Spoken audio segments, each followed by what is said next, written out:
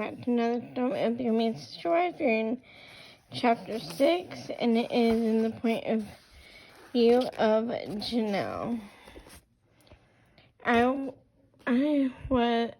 was enchanted with the idea of polygamy when I married Cody. I was in love with my new faith, with the possibilities of love, family, and sisterhood it offered. I imagined that my new sister wife, Mary, would immediately become my best friend. I believed that Cody would immediately become my best friend. I imagined that my new sister wife, Mary, would immediately become my best friend. I believed that Cody would have no trouble navigating between us. I was so taken with the storybook notion of happily ever after that I was completely unprepared for the reality that awaited me. Immediately after moving in with Mary and Cody, I began to lose my sense of self. While I never once doubted that I'd make the right decision in choosing both Cody and my new faith, I struggled to find my way in my new life and lifestyle. When I was young, I lacked self-esteem. I struggled with body image. I didn't excel in any particular area in school. As I grew up and graduated from high school, I slowly started to find my way in the world. I realized what was important to me and what I valued. I discovered that I enjoyed working. I knew that in addition to having children, having a career would be one of the things that would matter most to me and bring me a sense of security and happiness. I have always been the happiest when I've devoted myself to my work.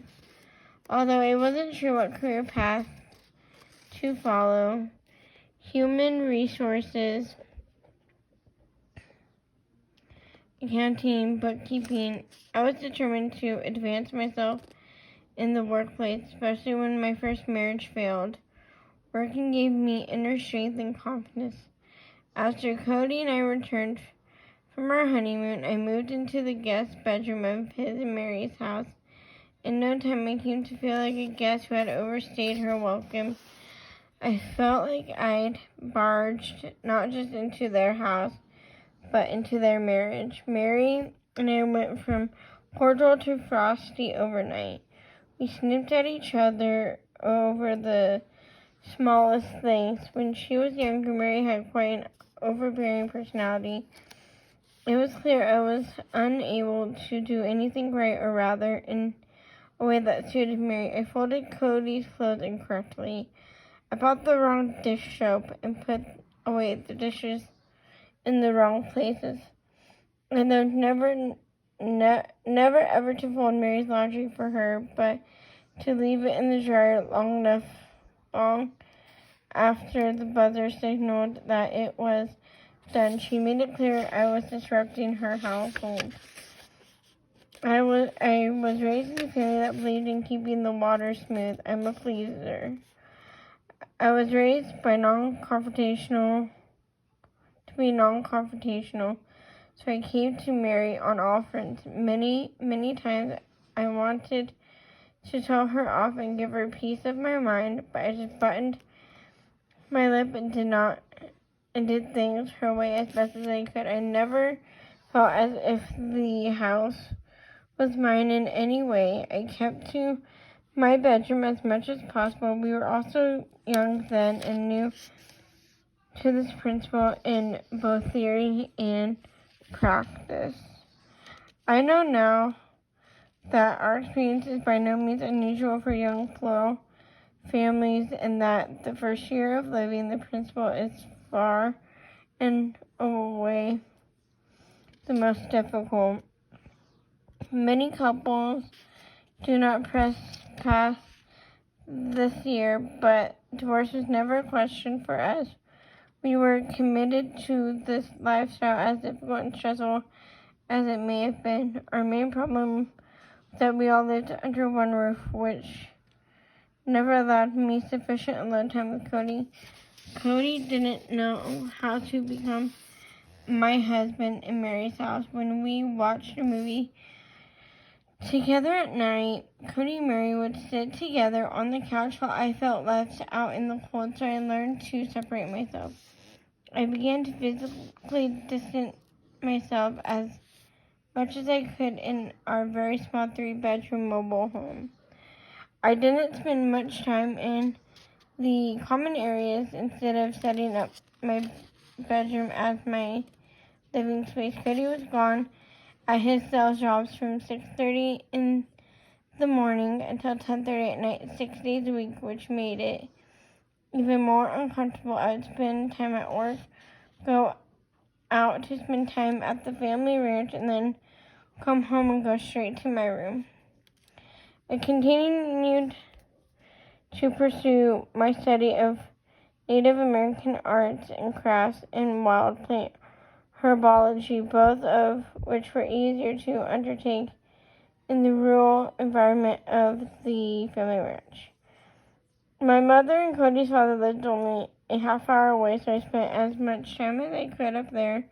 I threw myself into life on the ranch, helping out as much as I could. Working outdoors helped me create an identity for myself outside of the family that I had just joined.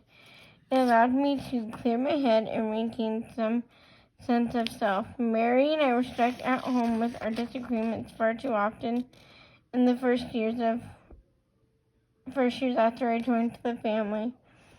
We rarely spoke to each other, but we tolerated each other. We were like roommates who didn't get along but managed to live together all the same. This was not the celestial flower marriage I didn't imagine. It was uncomfortable and disheartening.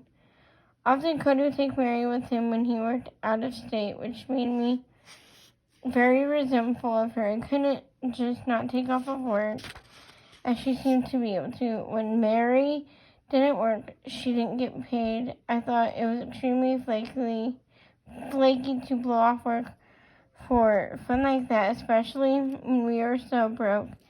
Some of the family clutched their tongues when they saw Cody and Mary drive off on Sunday night after dinner at the ranch, leaving me to go home alone to our house in Powell. I was left at home in an unfamiliar small town in Wyoming, far away from most of the people I knew. This was the first time in my life I lived anywhere without many relatives or friends nearby. It was a terribly bleak time for me. My mother, of course, lived on the ranch where I spent a lot of time. She was the only person I could rely on during this difficult phase. We were able to communicate a decent amount. She was going through her own adjustment period like me. She was new to polygamy and didn't have all or even any of the answers about how things should be and how they should work. Adjusting to any marriage, let alone a plural one, is an incredibly individual experience, and it is all-encompassing. Your entire worldview and your internal cultural, personal, religious awareness go through radical upheaval. You barely have time to worry about what's going on the outside world. I found that I had to do so much work, readjusting my own parameters and shifting my own perspectives, that I didn't think too much about my mother's parallel experience as well. I was aware that my mother was involved in many of the same personal and emotional struggles as I was. We didn't discuss them often. We supported each other and were available to each other, but we never ever explored the depths of our conversion together. We were both too wrapped up in our own transitions to examine these things as a team. Even though my mother and I never discussed her initial experiences with polygamy with one another, it was comforting to me to have her within driving distance. When I moved to Powell from Wyoming, from Utah to Marion County, I had